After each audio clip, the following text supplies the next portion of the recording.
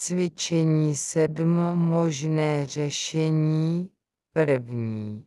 Kdo je tvůj šéf? Druhý. Odkud je tvoje rodina?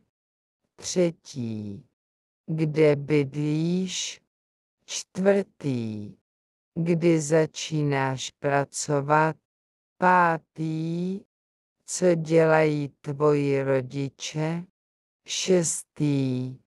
Čím je tvůj bratr, tvoje sestra? Sedmý.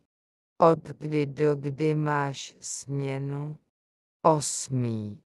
Kolik máš dětí? Devátý. Jak často navštěvuješ rodiče? Desátý. Proč jsi začal pracovat v naší firmě?